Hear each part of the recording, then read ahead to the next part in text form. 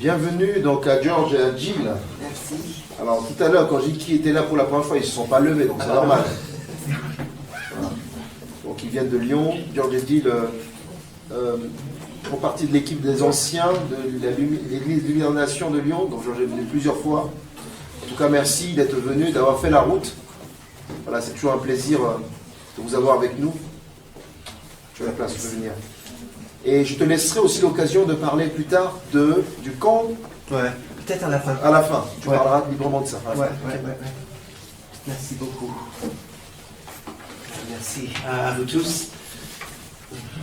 Je me suis tourné plusieurs fois pendant la louange parce que ça fait du bien juste de pouvoir voir vos visages en train de louer notre merveilleux Seigneur. Donc merci pour votre accueil encore une fois et nous serons de nouveau ici à Rouen dans 4, je pense plutôt 5 semaines et c'est vraiment un plaisir pour nous de faire la route depuis Lyon. Avant d'entamer un message sur justement le Saint-Esprit, on a beaucoup chanté sur le Saint-Esprit ce matin, j'aimerais souligner quelque chose que nous avons chanté ensemble. On a chanté tout à l'heure, viens Jésus demeurer auprès de moi.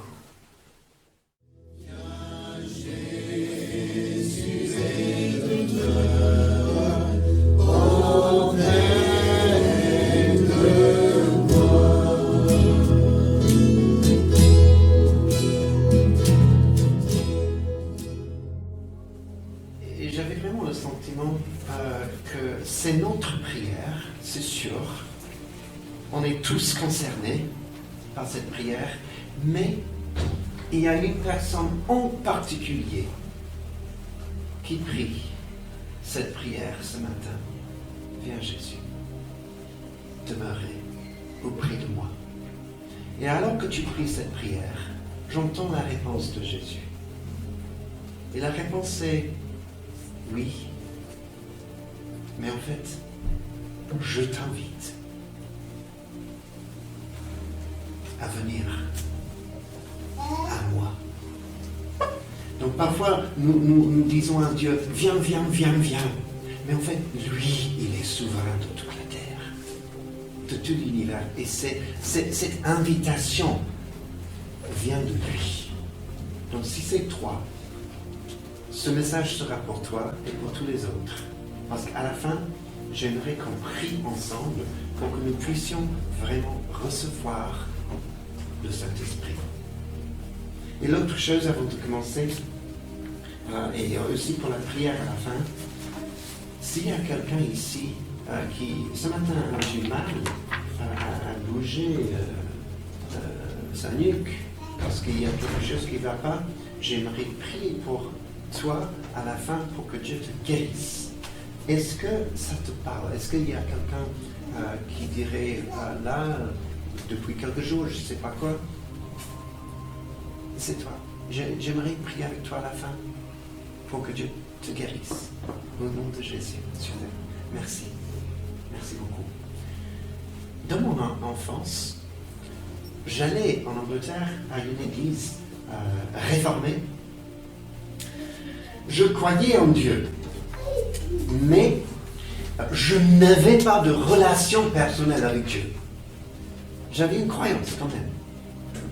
J'avais un peu de savoir, mais le connaître dans mon cœur, pas du tout. Donc je n'étais pas chrétien. J'étais croyant, mais pas chrétien. Parce que le chrétien a une relation personnelle avec Dieu en Jésus. Mais à l'âge de 14 ans, je me suis converti. Et à partir de ce moment-là, je connaissais Jésus. Je lisais la Bible. Je priais Dieu le Père. Mais pourtant, je ne connaissais rien en ce qui concerne le Saint-Esprit. Dieu, Trinité, Père, Fils, Saint-Esprit. Alors j'ai pu un peu cocher les cases Père et Fils. Depuis l'âge de 14. Mais Dieu le Saint-Esprit, ah non. C'était plus tard. Et ça, c'est triste. Parce que Dieu est Trinité. 3 personnes en une. Je vais lire. Si vous avez une Bible, vous pouvez trouver Actes, chapitre 19. Le début de ce chapitre.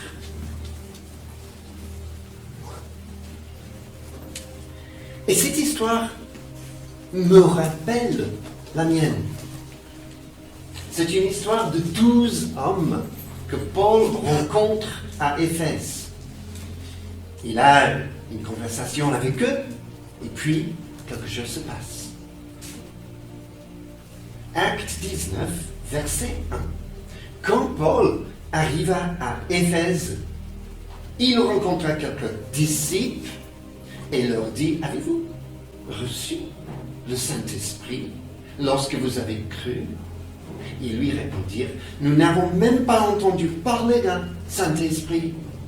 Il demanda, quel baptême avez-vous donc reçu? Ils répondirent, le baptême de Jean. Alors Paul dit, Jean baptisait du baptême de repentance, en disant au peuple de croire en celui qui venait après lui, c'est-à-dire en Jésus. Sur ces paroles, ils furent baptisés au nom du Seigneur Jésus. Et lorsque Paul posa les mains sur eux, le Saint-Esprit vint sur eux. Ils se mirent à parler en langue et à prophétiser. Il y avait une douzaine d'hommes en tout. Moi, je vois ces 12 hommes un peu comme moi je l'étais. Ils sont décrits ici comme disciples. Moi, j'étais disciple jusqu'à un certain point. Il pose la question, quand vous avez cru? Et moi, j'avais cru. Et peut-être, si nous, on était là, au lieu, en place de Paul, peut-être notre question, nous leur aurions demandé plutôt, quand est-ce que vous avez donné votre vie à Jésus? C'est la question évangélique. Mais Paul, il commence par toute une question différente. Avez-vous reçu le Saint-Esprit quand vous avez cru? Non. Non. C'est quoi ça? Il est qui? Le réponse à Paul. Donc il continue. Donc, de quel baptême alors avez-vous été baptisé? De Jean-Baptiste. Et Paul voit qu'il y a quelque chose qui ne va pas au niveau de leur fondation spirituelle essentielle. Il voit clairement. Donc, il leur parle de Jésus. Et les 12 reçoivent l'évangile de Jésus. Donc, ils se convertissent à Jésus carrément. Et puis, Paul les baptise dans l'eau. Déjà baptisés, le baptême de Jean, mais Paul veut vraiment que leur fondation spirituelle soit bonne. Et puis, Paul leur impose les mains. Le Saint-Esprit vient sur les 12. Il commence à parler en langue, à prophétiser, etc. C'est merveilleux. Donc Paul, il fait ici le lien entre recevoir le Saint-Esprit et un baptême. Avez-vous reçu le Saint-Esprit quand vous avez cru? Cette question avait été posée à moi à l'âge de 15, 16, 17, 18, j'aurais répondu non. Donc, de quel baptême? Paul veut vraiment que ces 12 soient baptisés dans le Saint-Esprit par Jésus. Et alors, une nouvelle église va s'implanter à Éphèse. Et Dieu, il a le même désir pour nous. Ici, on a à Rouen, en train d'implanter une église pour la ville. Il est tellement important que les gens qui font partie de cette église soient remplis du Saint-Esprit de la même façon. Jean a baptisé d'eau, Jésus a dit, acte 1, mais dans peu de jours, vous serez baptisés du Saint-Esprit. J'ai parlé tout à l'heure des bonnes fondations spirituelles pour nous. Mais elles sont comment? Elles sont quoi? Lesquelles? Et maintenant, toujours avec vos Bibles ouvertes, si vous pouvez trouver Actes chapitre 2, verset 37. C'est à la fin de la prédication de Pierre, le jour de la Pentecôte. On dirait la première prédication dans l'histoire de l'Église. Et ici, on voit la réponse de Pierre à leur question. Acte 2, verset 37. Après avoir entendu cette prédication, ce discours, ils eurent le cœur vivement touché. Ils dirent à Pierre et aux autres apôtres, « Frères, que ferons-nous » Et Pierre leur dit, je pense que Pierre nous dit aussi, « Repentez-vous et que chacun de vous soit baptisé au nom de Jésus-Christ pour le pardon de vos péchés et vous recevrez le don du Saint-Esprit. » Et dans cette réponse de Pierre, je vois clairement ce que moi j'appelle les fondations spirituelles dont nous avons besoin, tous et toutes. Ça commence avec, on parle de la repentance. Je me rends compte de la gravité de mon péché contre Dieu. Je me rends compte aussi de son jugement contre moi pour ce péché. Et donc, je me détourne de ça en lui demandant pardon. Et puis, je vois la foi ici, parce que les gens, cette foule, multitude, ils avaient le cœur vivement touché. Et là, je pense que Pierre voit la foi dans leurs yeux. Et la foi, ça veut dire ici, je me tourne vers Dieu. Je me détourne du péché. Je me tourne vers Dieu, convaincu que lui, il a envoyé Jésus, son Fils, à la croix pour moi, pour que je puisse être pardonné de mes péchés, sauvé. Donc, repentance, foi, et puis nous voyons ici le baptême d'eau, c'est un acte de lavage de mes péchés. C'est un acte aussi qui illustre un enterrement de mon ancienne vie sans Jésus, parce que maintenant je veux vivre une nouvelle vie. C'est une déclaration publique aussi de cette nouvelle foi que j'ai. Et puis il dit, et vous recevrez ton futur, le don du Saint-Esprit. C'est la puissance de Dieu, la puissance du Saint-Esprit que Pierre et les autres venaient de recevoir eux-mêmes. Et Pierre leur dit, ce sera la même chose pour vous. Et puis, plus tard dans ce passage, on voit que cette foule devient en fait l'Église. Et donc pour nous, les fondations personnelles, spirituelles, repentance, foi, le baptême d'eau, le baptême du Saint-Esprit, et je fais partie d'une Église locale. Tout ça. Mais ce matin, je me concentre sur l'œuvre du Saint-Esprit. Donc, que fait le Saint-Esprit? Si je suis chrétien, alors si je me suis converti, repentance et foi, c'est l'œuvre de l'Esprit déjà. On ne peut pas être chrétien sans que le Saint-Esprit œuvre dans ma vie. Nous étions morts par nos offenses et par nos péchés, mais Dieu nous a rendus vivants. C'est l'œuvre du Saint-Esprit. il insuffle en nous sa vie. Il nous convainc du péché et du jugement et de la justice. Nous repentons soi et le Saint-Esprit fait tout ça en nous.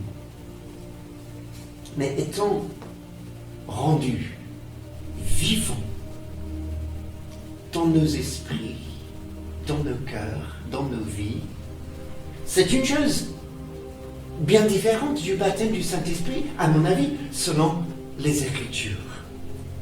Je vais vous donner une illustration que je tire du parcours Alpha. Et c'est une illustration dont on a besoin aujourd'hui parce qu'il fait froid. La chaudière. À la maison, la veilleuse de la chaudière est toujours allumée. La flamme est réelle. Mais elle ne fait pas grande chose. Mais c'est bien quand même. Même si la chaudière n'est pas en route, et en fait dans la vie de beaucoup de chrétiens, seule la veilleuse est allumée. Lui, il est vivant maintenant. Il a accepté cette invitation de Jésus. Jésus vient demeurer. C'est magnifique. Mais seule la veilleuse est allumée.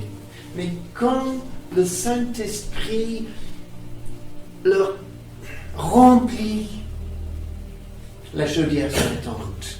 Et cette personne devient tout feu, tout flamme pour Jésus-Christ. Il y a quelque chose qui se passe.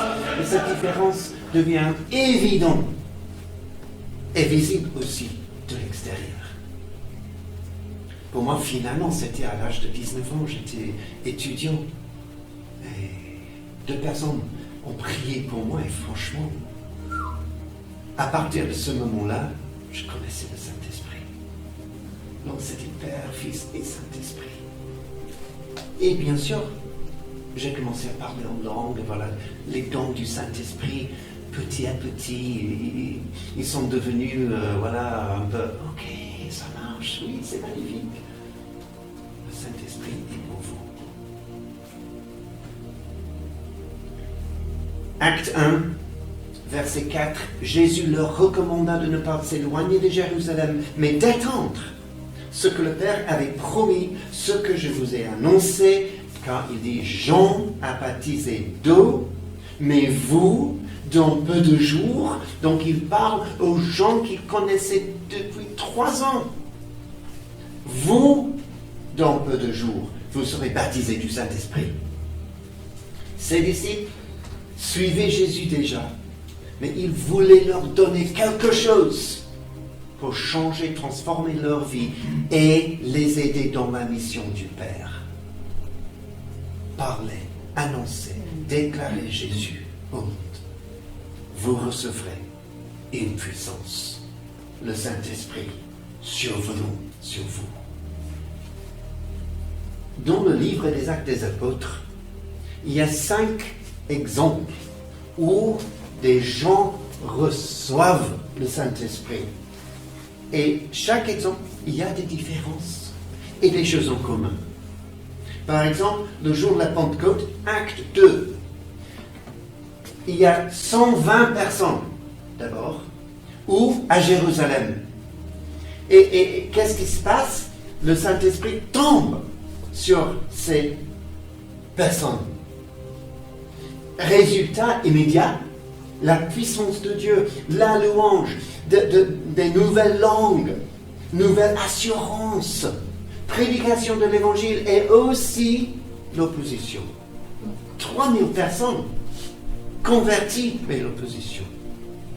Et puis en tournant les pages dans le livre des Actes, on arrive à Acte 8, et là c'est plus à Jérusalem, c'est à Samarie. Ce n'est pas 120 disciples, c'est plusieurs nouveaux convertis, on ne sait pas combien, peut-être des milliers, on ne sait pas. Et cette fois, c'est Pierre et Jean qui viennent de Jérusalem pour justement prier pour les nouveaux convertis. Convertis probablement depuis quelques semaines.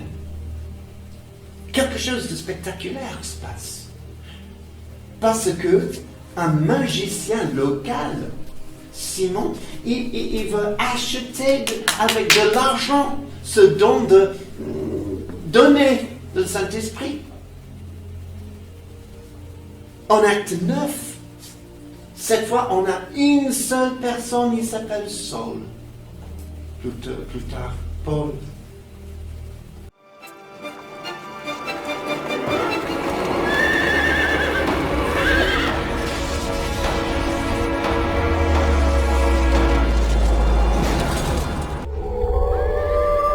Saul, Saul, pourquoi me persécuter? Qui es-tu, Seigneur? Je suis Jésus. C'est moi que tu persécutes. Il t'est dur de te rebiffer contre l'aiguillon.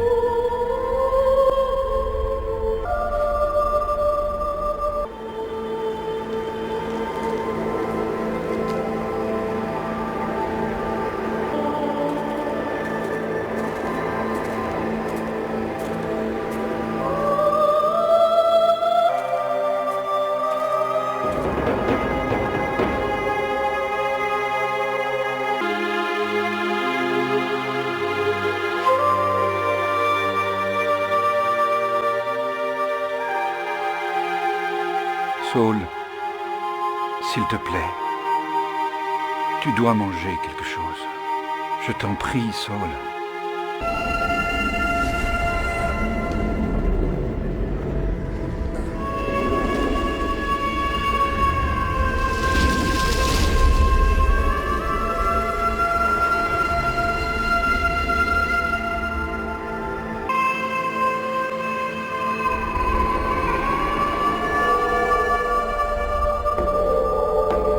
Ananias, Me voici, Seigneur. lève-toi et va dans la rue appelée rue droite et demande dans la maison de Judas un nommé Saul de Tarse. Il est là en prière. Il vient de voir en vision un homme nommé Ananias. Entrez et lui imposez les mains pour lui rendre la vue. Seigneur. Seigneur.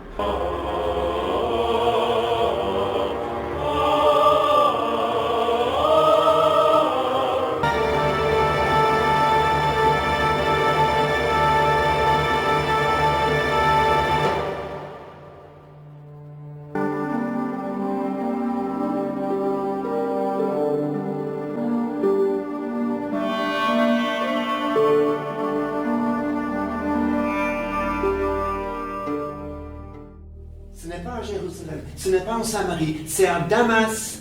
Et là, 3 jours après avoir rencontré Jésus, Ananias, il vient pour prier pour Paul et pour les remplir du Saint-Esprit. Avec l'imposition des mains. Une guérison, il était aveugle, mais maintenant il peut voir de nouveau. Transformation de sa vie, assurance, sa prédication et beaucoup d'opposition. Acte 10, nous avons cette fois une famille romaine, donc ils ne sont pas juifs. Ce n'est pas à Jérusalem, Samarie, Damas, cette fois c'est à Césarée.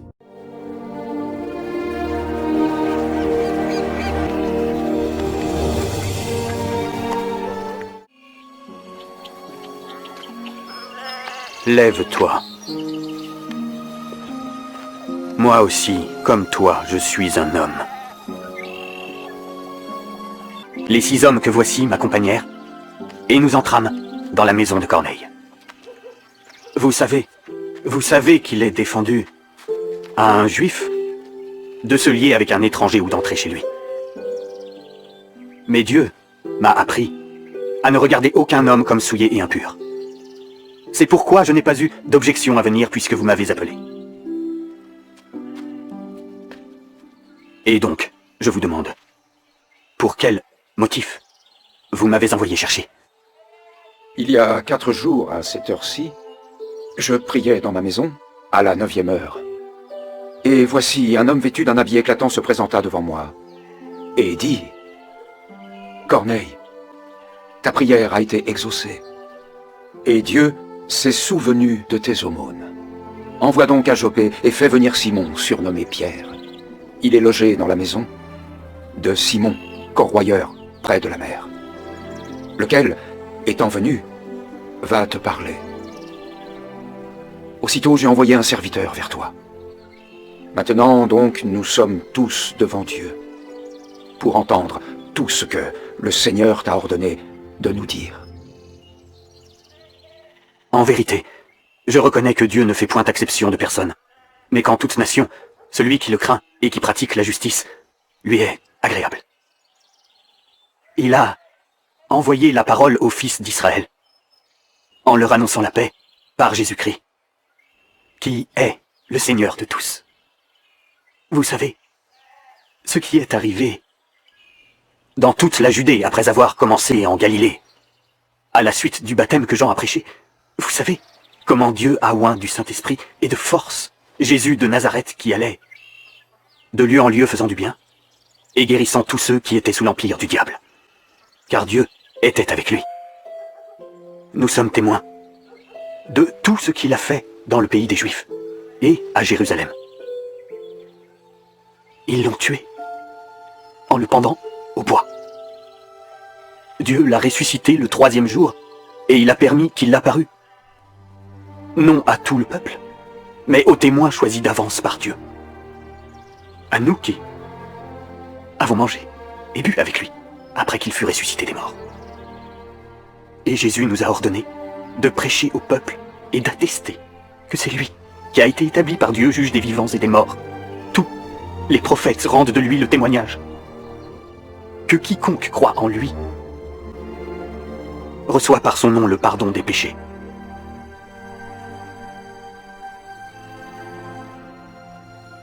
Peut-on refuser l'eau du baptême à ceux qui ont reçu le Saint-Esprit aussi bien que nous?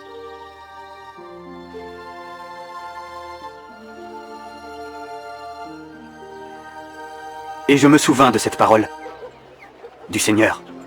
Jean a baptisé d'eau, mais vous serez baptisés du Saint-Esprit. Or, puisque Dieu leur a accordé le même don qu'à nous, qui avons cru au Seigneur Jésus-Christ,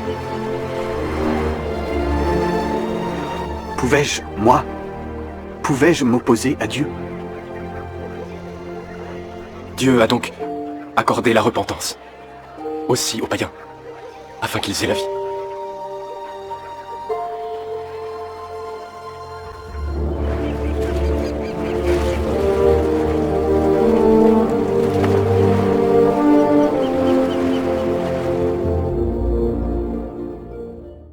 Et alors que Pierre prêche, le Saint-Esprit tombe sur les gens. Ils sont remplis du Saint-Esprit, ils commencent à parler en langue, etc. Et Pierre est étonné, sidéré de voir ce qui se passe. Puissance, nouvelle langue, louange. Et le dernier exemple dans le livre des Actes, c'est dans Acte 19, et j'ai lu ça au début. À Éphèse cette fois. Donc Jérusalem, Samarie, Damas, Césarée, Éphèse, Rouen. Il faut que Rouen soit ajouté à la liste. Vraiment. Toujours. Et les nouveaux convertis qui vont vous rejoindre, il faut prier pour qu'ils puissent recevoir le Saint-Esprit. J'ai parlé d'un baptême. Donc, qui fait les baptêmes? Si on baptise dans l'eau, c'est nous. Des gens de l'Église. Nous faisons le baptême. Mais le baptême du Saint-Esprit, je ne peux pas. Je peux prier. Mais c'est quelqu'un d'autre qui baptise dans le Saint-Esprit. Et il s'appelle Jésus.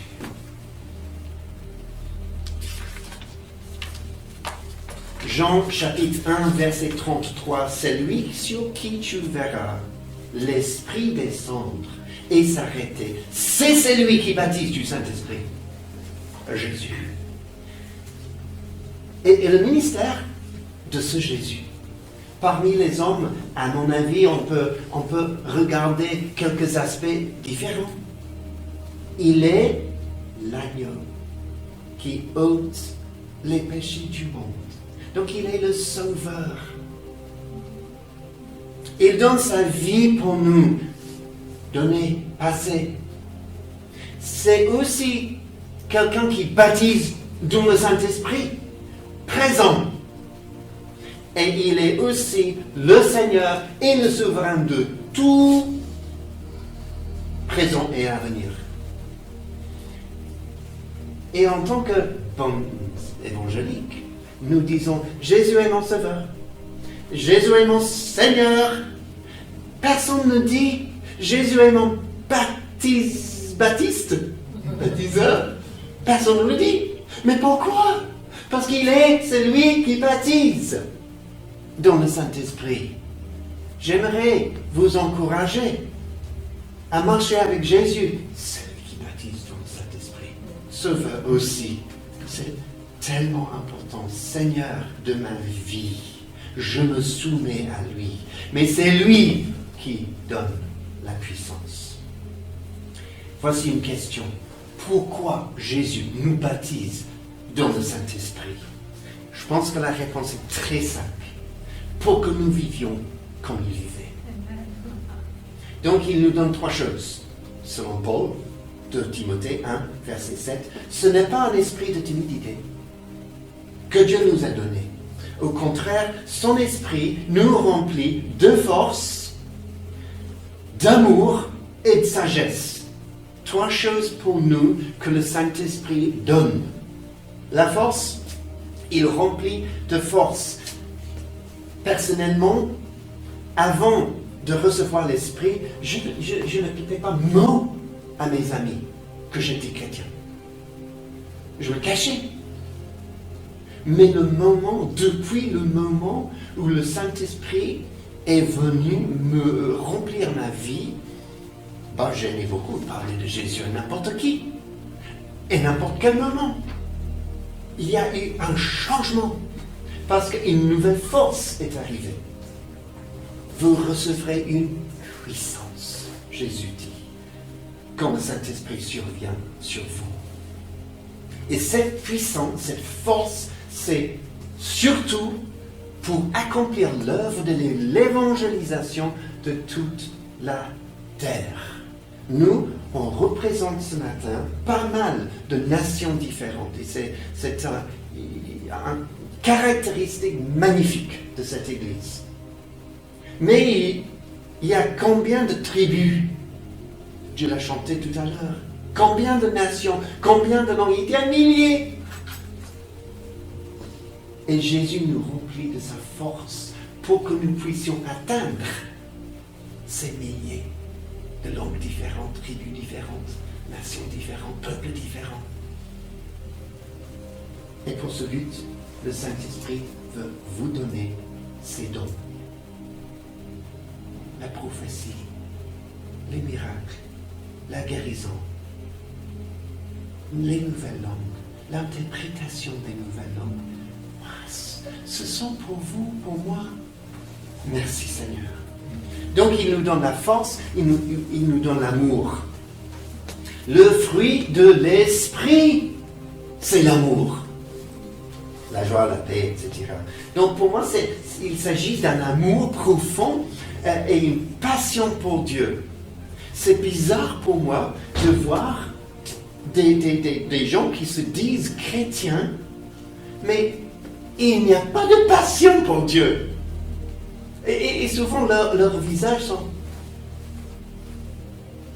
Oh, peut-être la prédication est ennuyeuse, ok, ça je comprends. Mais dans la louange, quoi? Je ne parle pas de vous. Mais il y en a des gens qui se disent chrétiens.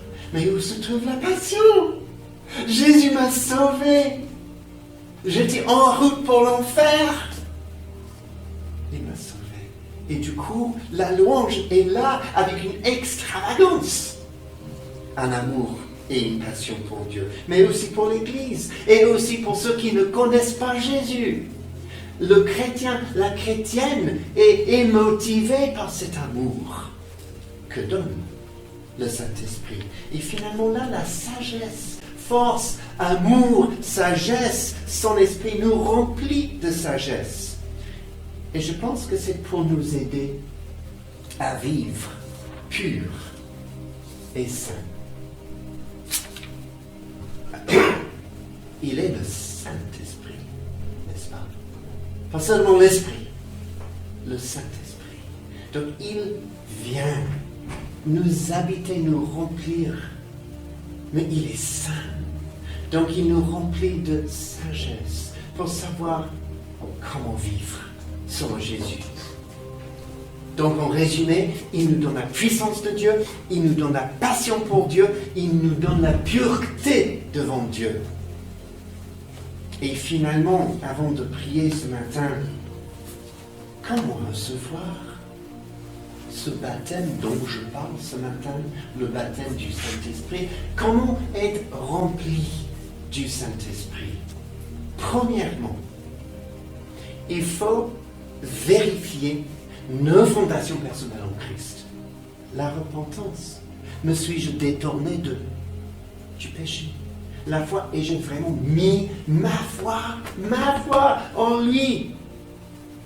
Le baptême d'eau, dans la plupart des exemples bibliques, le baptême d'eau vient avant de recevoir l'Esprit, mais il n'y a pas de règle. Qu'est-ce qu'on doit faire?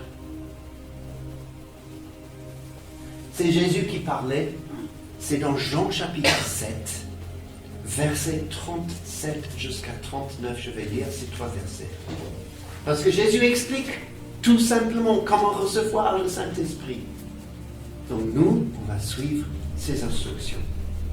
Jean 7, 37.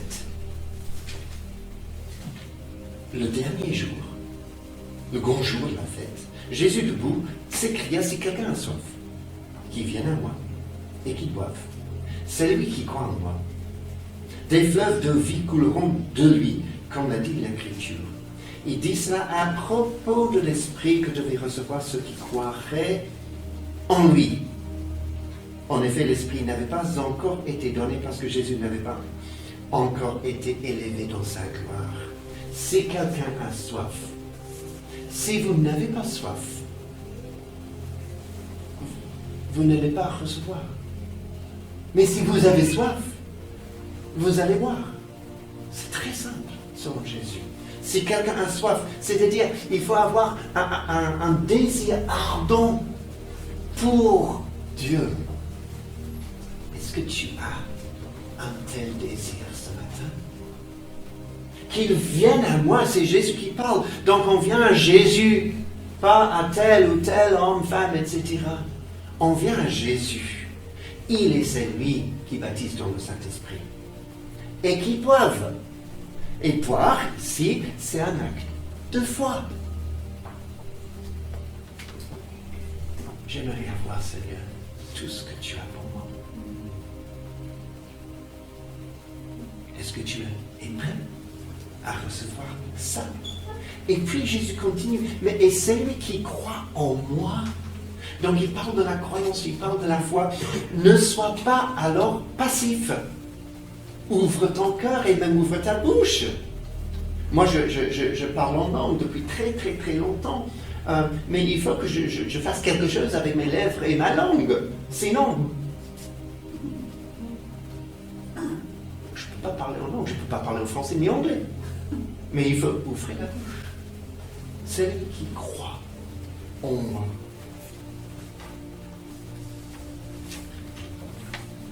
Et dans notre culture, et quand je dis notre culture, je dis la culture occidentale. C'est magnifique de voir beaucoup de gens qui doivent avoir une origine africaine. C'est super. Et franchement, il peut y avoir des différences en culture. Et pour les Occidentaux, souvent, trop souvent, on est bloqué par le doute. Je ne vois pas ça trop chez mes amis africains. Mais les Anglais et les Français, souvent il y a des doutes. Mais non, je ne peux pas croire ça. Il y a de scepticisme, etc. Et Jésus insiste. Demandez et et on vous donnera. Mais non, je ne suis pas sûr. Ok? Cherchez et vous trouverez. Ah bon, mais oui, merci, mais frappez et on vous ouvrira. Oui, je sais, parce que c'est dans la Bible, mais quiconque demande reçoit. Qui cherche trouve. À qui frappe, on ouvrira. Et petit à petit, on s'éloigne des doutes. Ah oui, merci Seigneur, parce qu'il par 6 fois, il dit la même chose. Et parfois, nous avons la peur. Et donc, si le Saint-Esprit me remplit, qu'est-ce que ça va dire pour moi? Est-ce que je vais perdre le contrôle de ma vie? Que diraient mes amis, mes collègues de travail? Le Père est un bon Père. Il sait donner de bonnes choses à ses enfants, n'est-ce pas?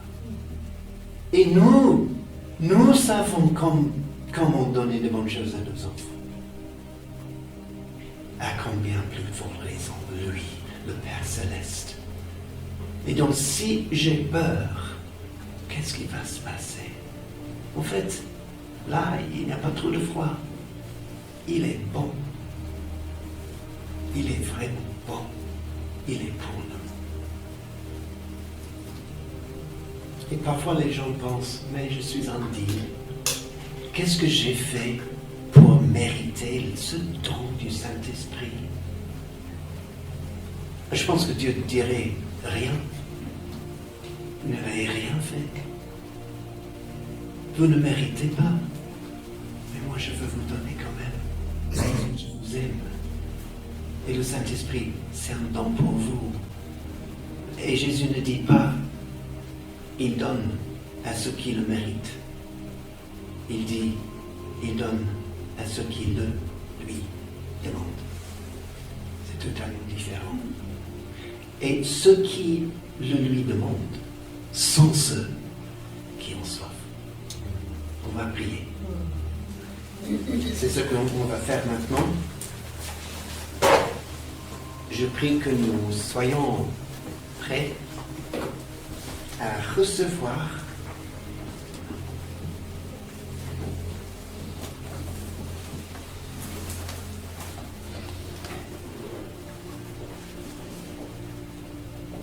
Je sais que ce message va toucher plusieurs. Il va y avoir certains qui, vous savez que vous avez reçu le Saint-Esprit par le passé, vous le savez bien. Pour vous alors, il faut continuellement être rempli du Saint-Esprit. Ce message, c'est pour vous. Et peut-être, vous êtes chrétien. Moi, j'étais à l'âge de 14 ans, mais vous ne connaissez pas l'Esprit Saint. Et c'est donc, ce message, c'est pour vous. Parce que le Seigneur veut vraiment vous donner quelque chose qui va transformer la vie. Et peut-être aussi, vous n'êtes pas même sûr que vous connaissez Jésus-Christ dans votre cœur. Viens Jésus demeurer auprès de moi. C'est vous qui priez cette prière. Et le Seigneur veut vous remplir aussi. Donc on est tous concernés.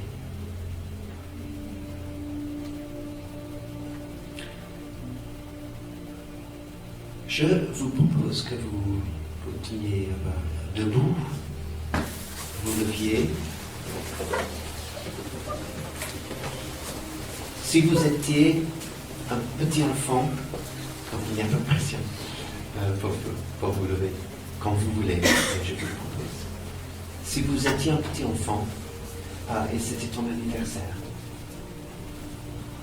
et tu savais que ton papa allait te donner quelque chose, tu serais là en attendant, avec une attente peut-être brûlante. Et parfois les enfants sont comme ça. Si je me tiens avec les mains ouvertes devant Dieu, ce n'est pas quelque chose de spirituel. C'est juste un signe que je suis prêt à recevoir quelque chose. Donc ça me dit pas trop, mais souvent c'est très utile. Je suis là, Seigneur, devant toi. Et je m'attends à ce que tu me donnes. Merci, Seigneur. Que nous le lui demandions alors. Seigneur, merci pour la vérité du Père, du Fils, du Saint-Esprit. Merci pour le fruit de l'Esprit. Merci pour les dons de l'Esprit. Merci pour le ministère de l'Esprit. Merci parce que Jésus, tu es celui qui baptise dans le Saint-Esprit. Et nous avons besoin de toi, comme nous avons chanté ce matin. Chacun, chacune, nous avons besoin de toi. Et Père, je prie au nom de Jésus que tu envoies sur nous ce matin ton Esprit Saint pour nous remplir. Ceux et celles qui ont soif, qu'ils viennent maintenant à Jésus et qu'ils boivent. Envoie le Saint-Esprit, remplis-nous, dirige-nous, transforme-nous pour la gloire de ton nom, Jésus, et pour la ville de Rouen et cette région. Donc remplis-nous.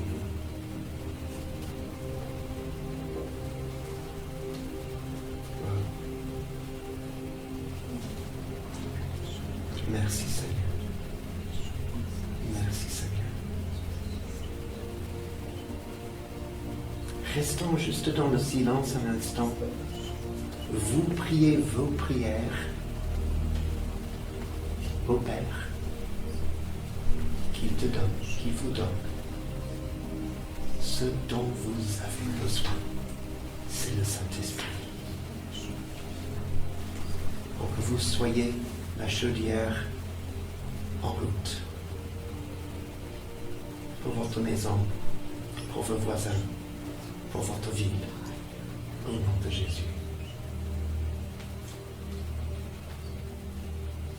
Merci Jésus.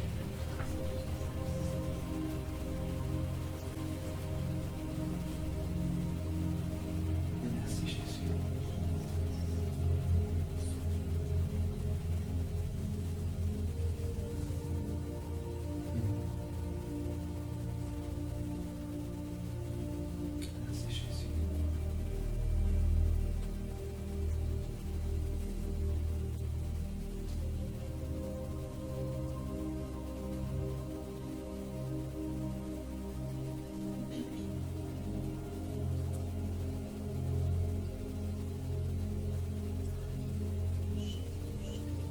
Combien plus faut de descendre, le Père Céleste donnera-t-il le Saint-Esprit à ceux qui le lui demandent.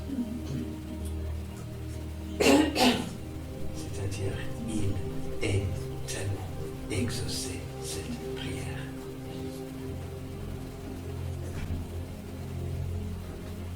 Je pense que ce serait bien de rester là et de commencer à prier peut-être les uns pour les autres. J'aimerais vraiment prier pour certaines personnes.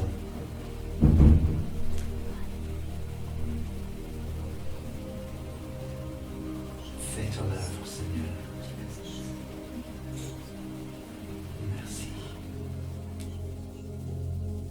Je propose à Marianne, à Jill et d'autres, si vous voulez, commencer à prier les uns pour les autres, avec aussi l'imposition de main, si la personne est partante pour ça.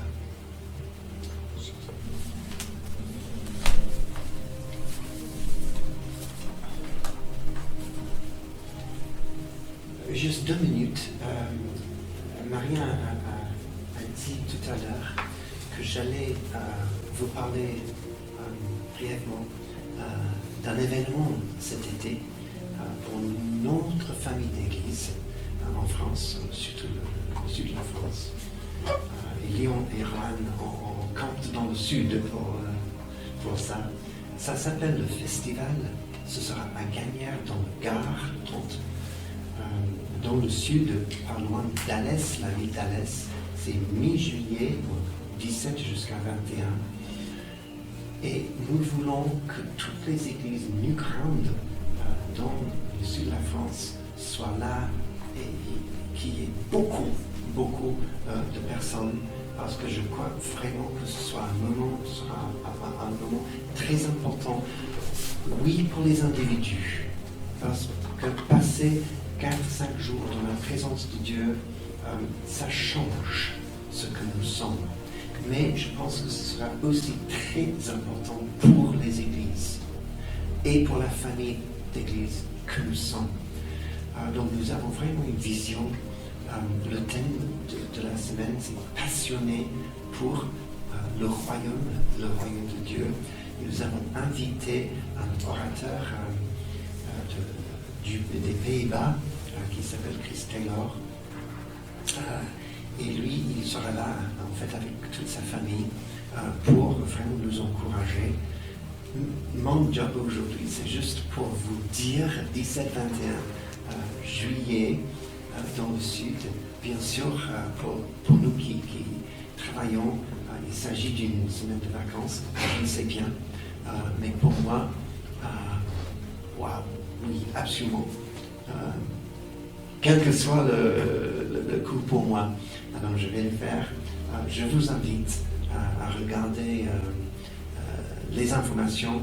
Il y aura la semaine prochaine, je pense, une présentation PowerPoint et les inscriptions s'ouvrent cette semaine, le 1er mars. Et les églises, les responsables des églises ont déjà reçu une communication pour nous dire que s'il existe dans nos églises des gens qui n'ont pas les ressources pour se faire une semaine dans le sud, nous, les églises, peuvent et devraient